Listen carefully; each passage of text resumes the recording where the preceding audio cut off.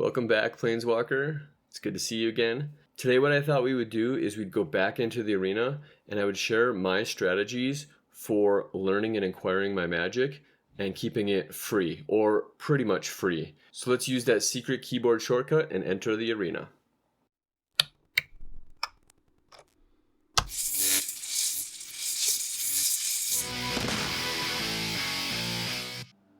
Alright, so we made it into the arena. So for the first part of what I'm going to show you, I actually used the credentials to get in of my apprentice, AltWinCon Noob. That way I can show you some of the early strategies for staying free to play and acquiring as much as you can fast. I am going to fly through a lot of the basics for the early game because there are a bunch of other content creators that have already done great videos on the economy of the arena and how to get the most out of your time in the arena, especially if you're free to play. One of my favorites right now is actually a really cool guy named Martin, and he runs Game School Dad, and I'll put a link to his channel down below and go check him out. But he does some incredible videos on the economy of the arena and how to stay free to play and get the most benefit. So I would recommend checking him out if you want some more details on what we're going to talk about. For now, let's just get into the basics of the early game and go through it really quickly. So since I'm here as my apprentice, this is the very beginning. So for instance, in the early game, you would have the color challenge. And the color challenge actually brings you through each of the 5 colors, and you get to do a lot of learning and practicing. And your reward for those is you do get full decks and full batches of spells, which is really great. And you're learning how to interact in the arena. By completing all 5 colors in the color challenge, you are well on your way in the spark challenge. By doing the spark challenge, it will allow you to battle those mages that are also in that phase of learning, and so you're not jumping right in with planeswalkers that are going to have, you know, the best spells and the most honed strategies. In doing that, you're going to unlock a bunch of starter decks. No matter what, you're going to get these single colored decks here, but as you do the color challenges, you're going to be able to get the current double color decks as well, and you get to keep those cards, and so they're added to your collection just by going through that tutorial style material. Next, I would recommend going into the store and redeeming those codes. And if you missed my previous video where I gave you a bunch of codes that you can use to get free packs, free spells, that's a great way to start your collection. So if you did miss that video, I'll link it up in the corner here as well as in the description below, and go check that out, get those free codes, come in here to the store and redeem them. After the color challenge and the spark challenge, you're going to want to do some of these next steps, but for that I need to enter the arena with my own credentials. So here we go. So the next thing I would do if I was brand new again is I would make sure to do a bunch of the jump-in events. So right now the jump-in events are all about the Middle Earth and the spells that you can learn from that particular plane. And how jump-in works is you actually can either spend 1,000 gold or you can spend gems. I would recommend saving up gems for a while, but that is an option. And then there's a third option that I've already expired all of mine, but when you complete your Spark Challenge, it actually gives you, up here next to your wildcards, it will show you that you get 5 free jump-in tokens. And so it'll allow you to do 5 jump-in events for free. Even if you've already used all 5 of your jump-in tokens, the 1,000 in-game gold is a great deal, because what you're going to end up doing is you're going to end up selecting 2 half decks. And those half decks have a bunch of new lands. That's great. But what you're really after is the new spells, and you'll get 11 in each, so 22 new spells that you can acquire. In the past, for the jump-in events, they've allowed you to select half decks from a bunch of the different expansions or the discoveries of magic, and so you can mix and match them. This is where the nerdiness of Josh comes into play, that I've actually created a spreadsheet that allows me to track which of the half decks I have used, and that way I can do my best not to duplicate them and make sure I get the most for my gold. So you can see here I've created this spreadsheet and it's sorting all of these different sets.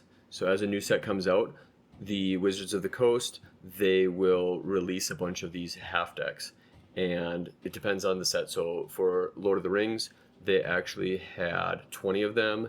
And for each of the previous ones, I believe it was about 10. What I do is I just make sure that I try not to duplicate them. So as a set comes out, I will find the name of it and what colors it incorporates. And then I'll put a little X in this column here, indicating that I've used that one already. And so then I can do my best not to duplicate it. So you can see here that I've done all of the Lord of the Rings ones and the March of the Machine ones, and I've done a lot of the recent ones. This just helps me to keep track of what I've done. If I scroll down far enough, there's still some that I have not partaken in yet. I'm not sure if any of these old ones are going to come back after Lord of the Rings rolls out and when the new discoveries come. I'm hoping that the jump-ins will get a fresh batch. If you're interested in getting access to something, I mean, it's a simple spreadsheet, you could create your own, but if you're interested in this, if I get enough people that comment below that they would like access to a blank version of this for themselves, then I will go ahead and share that in a future video. But just let me know in the comments below if that would be valuable for you. So while I'm doing the jump-in events, there's actually another event that early on you get access to, and that is the starter deck duel. So what you're going to be able to do here is you're going to be able to practice with the starter decks that you use, and you get some free prizes. These are rare one-off cards and spells. And the other benefit of this is, again, you will only be battling people that are also using the starter decks. So it's a bit more of a balance for a new planeswalker to be able to practice. So you can use the jump-in event matches that you're doing, you can use the starter deck duel matches that you're doing, as well as any other decks that you just want to try out in the play queue. And you can use those to get yourself the daily wins and achieve the daily quests. In that previous video, I mentioned that it's a really good idea to at least make sure that you're active in the arena almost daily if you want to get the best benefit, or at least within every 3 days, because these daily quests that earn you gold, you're only able to hold a maximum of 3 of them. And so if you play regularly, you'll definitely be able to achieve the quests, earn the gold. Remember that you can recycle a 500 gold quest, and with a chance of getting a 750. I already did my reroll today, and this time I did not upgrade to a 750. If you saw my previous video, I did. But that is easy way to get free in-game currency, and I'll show you later what I'm going to be using that currency for, but this is something that you just want to be active daily. Same thing goes for earning daily wins. Early on, getting the daily wins, if you're trying to be ranked or anything like that, can be very difficult, because if you don't have a good repertoire of spells already, then it can be tough. So that's where I recommend using the jump-in events, using the starter deck duels and things of that nature to earn these daily wins. Best bang for your buck as far as time investment is to try and at least get 4 wins every day. If you can log in, get 4 wins every day, you're going to get 250 gold for the first win, you're going to get 100, 100, and 100 for the next 3. And then after that, it alternates between just a little bit of gold or a free spell of uncommon value. That's where the diminishing returns come in play. Now, if you're going to play a lot and you really want to learn, those extra benefits are great. Keep getting wins, but at least the 4. This is where I would share a little bit of strategy on how to get those 4 wins when you're busy, because that's my life as a dad and having a regular job and all that stuff. Here's my strategy is, number 1, I have some decks that are pretty simple to pilot, and they're not super complicated. I know them. The spells aren't that complicated that I have to read them. Some of the first decks that I actually share with you are going to be those decks that are quite simple. Now, the reason why I do that is, yes, I love playing in the arena here on my desktop computer, and I think that's the best way. It's the smoothest in my opinion. But occasionally I'm busy, I get to the end of the day, and I still haven't done my daily wins. And so I'm able to use those simple decks on my mobile device. So here's some footage of me just playing on my device, and you can see that it's quite convenient and I can do it from anywhere, but I wouldn't want to have a super complex deck. I wouldn't want to be doing my deck building and my strategizing necessarily on mobile. I definitely prefer that here on the desktop. So all that being said, probably the number one early goal for you that I would recommend. And also it's my goal every single time there's a new discovery is to be able to have enough gems, the other in-game currency called gems, to be able to purchase the Mastery Pass.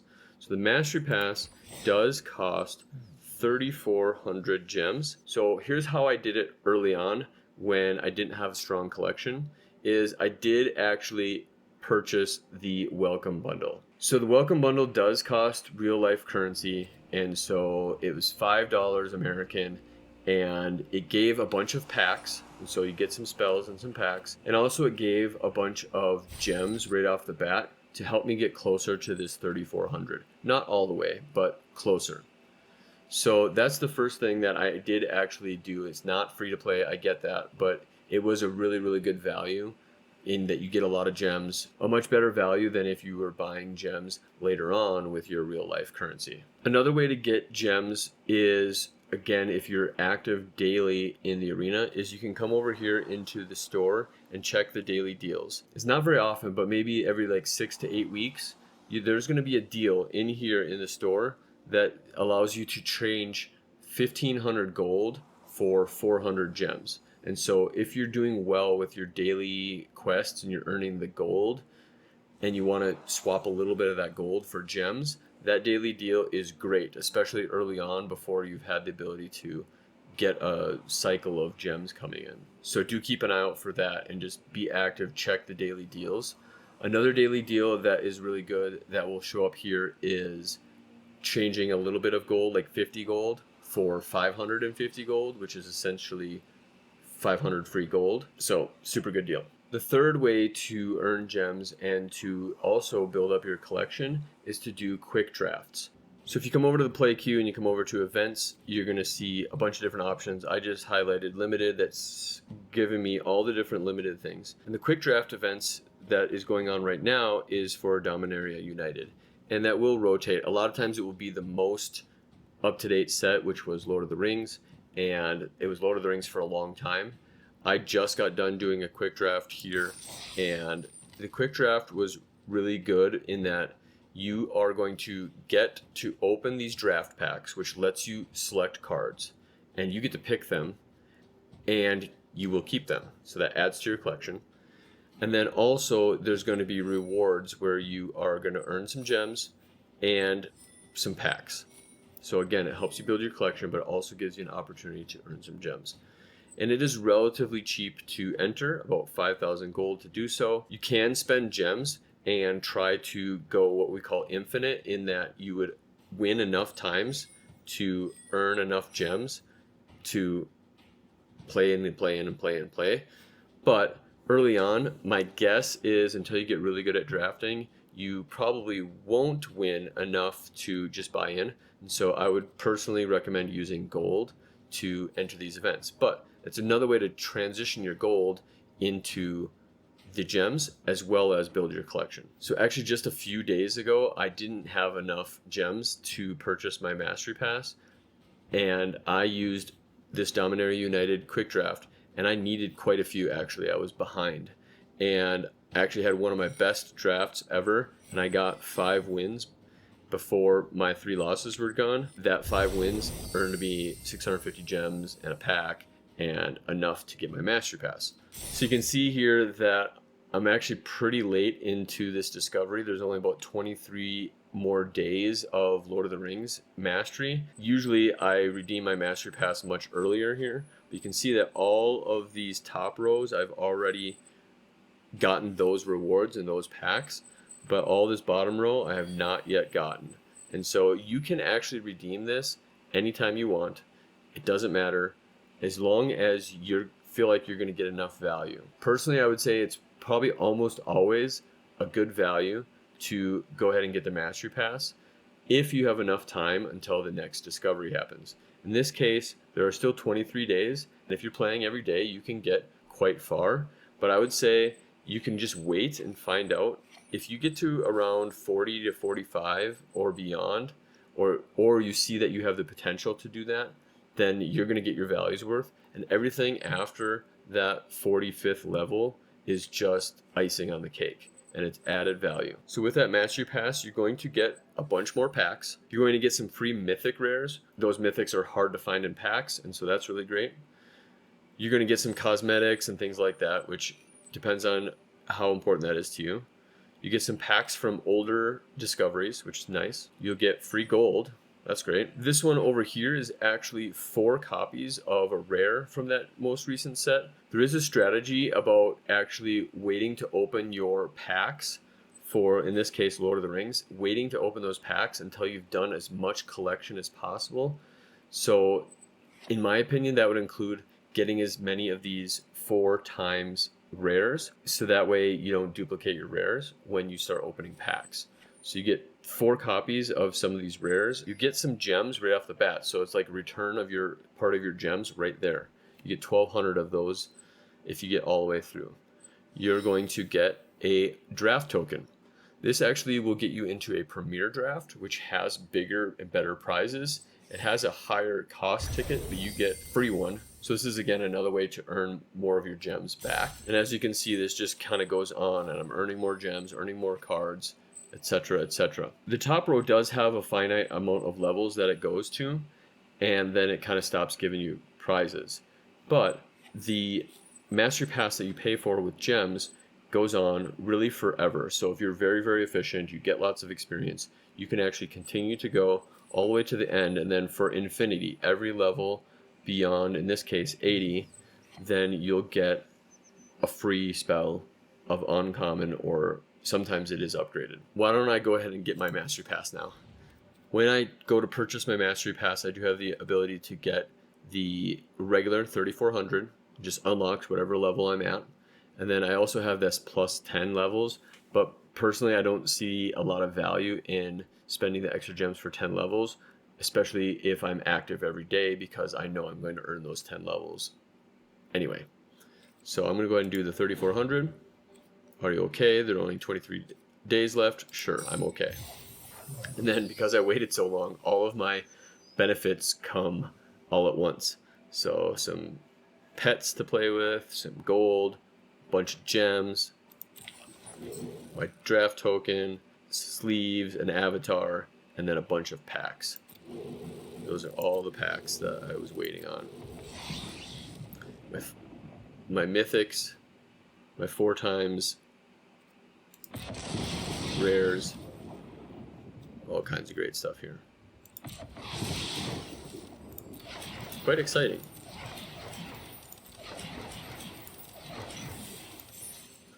Now a bunch of those were called orbs. Orbs come up here in this mastery tree. Really the mastery tree just gives you a bunch of cosmetics, so flair and fanciness. There is one more way that I actually earned some free gems, and this might not be available for everybody, but what I actually do is I have an Android device and I use the Google Surveys, Google Rewards app, and occasionally it sends me a survey to do and I just answer truthfully, and it might give me 10 or 30 or 40 cents to use in the Google Play Store. And then when I acquire enough of that, I actually will go into the store via my mobile device and I will purchase just gems outright using that Google Play Cash. Another thing to keep an eye out on the Google Play Store, if you do have an Android device, is occasionally they will give you like a deal that says $3 free if you spend $10 or more, or $1 free if you spend $5 or more. So it's just another way to get a little bit of free value in those gems. So that's kind of all of the free-to-play strategies that I'm personally using, or even the pretty much free-to-play strategies. So I want to go into a little bit about the strategy that I'm personally implementing to get my alternate win conditions, build those decks, learn those spells, and that's my personal choice on style. But again, disclaimer is that you are going to find your own personal style. So maybe one of your strategies is that you are just a max collection. You're just trying to learn everything, learn every single spell under your collection. You're trying to get these all filled up. That's great, and that's one strategy. It's not my personal strategy. If you follow a lot of the other gurus, that's one of the aspects that they're going to show you is how to get the most collection. One of the things that they're going to tell you to get the most collection is when you use gold or when you buy packs, is to make sure you always buy packs from the most recent sets, because that will earn you track on this golden pack progress. Once you've purchased 10 of them from the most recent sets, you get one of these golden packs that you see listed up here.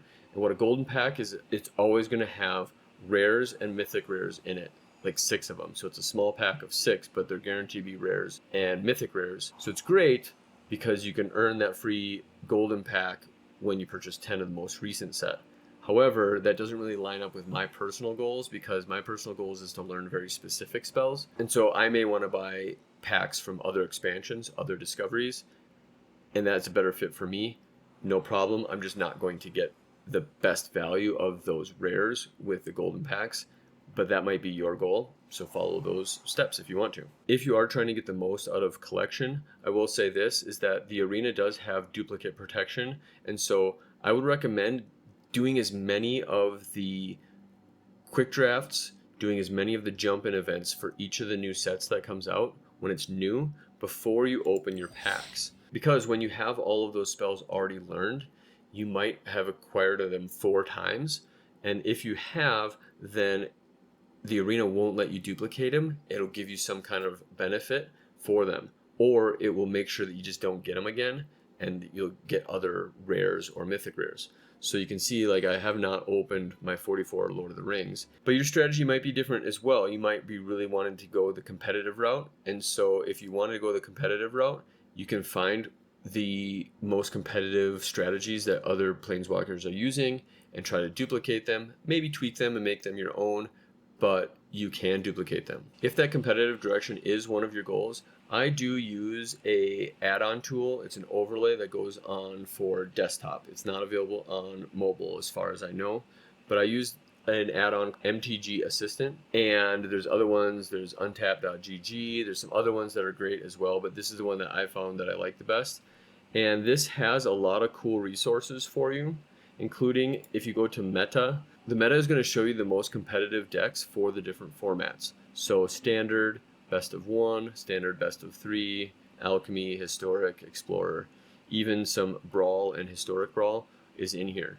And so, for instance, if I chose that I wanted to really focus on being competitive in standard, I could look at this list, and it's going to show me the percent of people that are playing those decks and the average win rates, and that can be really helpful. The nice thing that I like about it is it does integrate with your arena, and so it will tell you if you have a bunch of the cards or if you don't have the cards. And if you don't, it'll tell you how many wild cards you would need to make it right now. So you can actually scroll through this list, see what interests you, but you can also look through this list for the ones that have the fewest number of wild cards required for you to craft and make that deck. So if any of these are really low on wild cards and you feel like you could actually make them with your collection in hand, then this is one way to really get into that competitive. Personally, I did use this strategy a little bit, and what I did is I used this to find some decently competitive decks in standard and historic and explorer, kind of one each, and combining some different colors. So that way they were simple enough and they would get enough wins fast enough. And so these are not necessarily alternate win con strategies, but they would get me my wins fast enough to build my decks. Now, if competitive is the direction that you want to go, then what you would actually be interested in doing is going down into play, and when you choose that, instead of choosing the play queue here, you would choose the ranked queue. And you can see here I've got standard, alchemy, historic, and explorer, and you could actually play in those modes and you would earn rewards based on your rank. So just a reminder on where you can see those rewards, here under your account, your profile, you'd see those. So in constructed, you have the different tiers. So as you play ranked, you rank up through bronze, silver, gold, platinum, etc. And you will every month earn some rewards. So as you can see, the rewards don't jump super significantly. When you move from platinum to diamond, you only earn one additional pack. Everything else is the same. When you move from diamond to mythic, you only earn one additional pack. And so it can be quite a grind on the ranked queue because you go up and you go down, and hopefully you go up more than you go down, but it is a grind and is a lot of time. And so just gauge how much you want to go into that based on, is the reward good enough? Or if it is competitive and you really want to make it to mythic, then just realize that it's going to be a grind at first, and that's okay. Personally, kind of the best jump is to make sure you get at least to gold, and then if you care about cosmetics, then platinum. But gold is the best jump because you get more gold and more packs. Unless you really want to have the rank and the prestige that comes from competitive, maybe you don't worry about it too much as far as the rewards go. And then do keep in mind that you could just play for fun. You could play for the challenge of it and the mental puzzle and things of that nature, and that is totally a good way to play. And I'm kind of borderline on, I want to play things that are fun and interesting to me, which is also happens to be building specific types of strategies. So that is what I'm going to be implementing. But how am I personally doing that in the arena? That's what I'm about to share with you. So just to reiterate, some of my strategies do involve some things I just shared. Like I am going to try and do all my daily quests and get the most gold, recycle to get 750s as much as possible, do my daily wins, do my weekly 15 wins to earn experience, mastery pass, all that stuff. Gain as many free packs as possible and open them up and everything like that.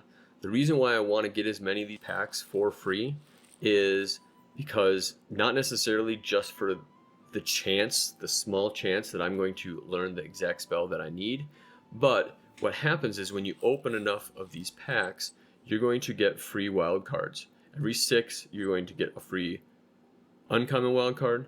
Every 6, you're going to get a free rare wild card, and occasionally that rare wild card will be a mythic rare. By opening these packs, you're going to increase the number of rares that you have in your collection, and that you can turn those rares into the specific spells that you want. So I need to earn as many of these wild cards as possible, and opening packs is how I'm going to do that. Now, to be the most fruitful with the packs that I open, I actually have a little bit different strategy than just buying the most recent set. So here comes nerdy spreadsheet number 2 on how I'm calculating which packs to purchase. So what I've done is I have kind of looked through the catalog of spells available in the arena, and there are some that I don't know that I still wanted to put into a list and build a deck that incorporates them. And so you can see down here near the bottom of my deck list, I have a bunch of decks that are incomplete, whether they only have a couple things, or like these ones say that I have enough wildcards right now to finish the deck, but I just haven't chosen to do that. That'll come very shortly. And even some down here where I don't have enough wild cards to make that deck right now. And so these are just a lot of the deck ideas and the alternate win conditions that I want to implement. So what I do is if I hover over one of these, it will show me how many wild cards I need if I were to make it right now. So in this case, this one needs 9 mythic, 20 rares, 29 uncommons, and 10 commons. So yes, if I open a bunch of the packs, I'm going to get those wild cards. Or what I also did is I put a spreadsheet together where I list all of the different decks that I want to make, and then I transitioned that number that you just saw and what I still need, and then I kind of ranked them on which one needs the fewest number of wild cards right this minute. I even valued them, so mythics are worth more in value than rares and uncommons and commons. And so I can either prioritize building those strategies in those decks based on the number of individual cards or the value of those cards, which one needs the most rares, etc. So that is nerdy piece number 1, is I've planned that out. So how do I use this to determine which of the expansions and discoveries to purchase packs from? Well, that's where it gets even crazier. So on the same spreadsheet on the left side, I have a list again of all the different sets, but then I've transitioned for that particular set how many commons, uncommons, rares, and mythics I'm missing. and I've valued that on individual cards and the value of it. So you can see here that I need the most individual cards from Crimson Vow, and that's also one of the highest values from that particular set. Ravnica Allegiance, Core Set 20, etc. So I'm going to choose to purchase packs from these top sets first, with the outside chance, and I know it's a small chance, but with the chance that if I buy enough of those, yes, I'm going to get the regular wildcards from the track progress that we just talked about, but I'm also taking the chance that I might get some of these cards that I need. I know it's a small chance, but I might. It is kind of a tedious process to go through all of my decks and find out how many commons and uncommons and rares and mythic rares I'm missing. And as I build more decks and as I get more excited and I decide I want more and more strategies, this number is constantly changing. So I haven't found a really good way to update this other than like the manual way. Let me know if there's a better way to do this. But that is what I'm doing. Just like before, if this kind of spreadsheet would be valuable to you, comment below and let me know. And if enough people do that, I will go ahead and upload that and give you guys access to a blank version of this that you can customize for your own strategies. Outside of actually acquiring wildcards, I'm also looking to increase this vault percentage.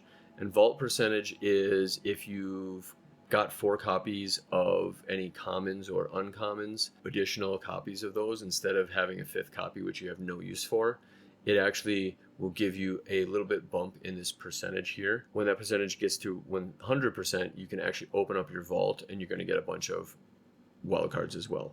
I do also want to give an additional teaser, and I've actually found another way to get free packs or free codes that you can type into that piece on the store. And it's kind of a little bit of a different strategy that I don't think anybody else is talking about. And I'm actually going to save that for a future video. So it's a bit of a teaser, I know. Kind of takes some extra guts to be able to do it. So keep an eye out for that. And one of the best ways to keep an eye out for new videos as they come out is to make sure that you subscribe to AltWinCon, and that way you'll be notified whenever new videos come out and we can meet together at the arena. While we're hanging out here, why don't we open some packs? So you can see as I open a pack, it gives another pip here on the wildcard progress, and I just got a new rare wildcard from that. And then here I also got a common wildcard. I'm opening packs that I may have already gotten 4 copies of, and so you can see that my vault percentage even did just go up a little bit. So I'm not going to open all of these, but let's open a few of them.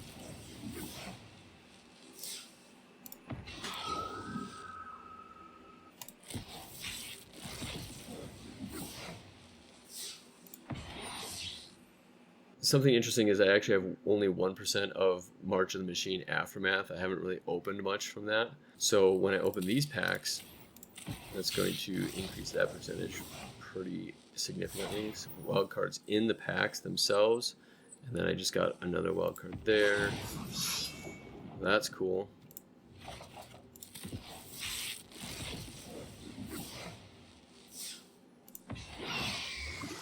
Oh yeah, very cool.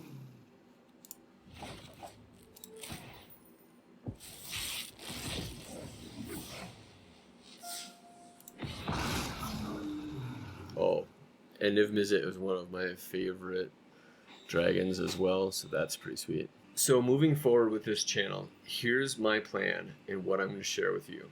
I'm going to share with you my journey on collecting enough of the wild cards to be able to build my different AltWinCon strategies and decks. Now with that, that is going to include a few non-alternate WinCon decks. So my first plan is in this first handful of videos, I'm going to show you those decks that I found that are easy enough to play and earn all my gold and all that good stuff. And I'm going to show you those in the first few weeks just so you have an idea. I've already got them built, so you can see I need 0 cards for them. And then I have a handful of other decks, these next 3, that I would like to share with you that I'm really close. I have enough wild cards if I wanted to right now. And I'm going to build these decks and play these ones because I just thought they looked cool and they looked fun. They're not necessarily alt-win cons, but I was close enough to being able to craft them, and they look fun. And so that's going to buy me time, I assume, to continue to do the regular strategies, win enough games, earn enough gold, open enough packs, get enough wildcards, that after that I'm going to start into some of my favorite alt-win cons.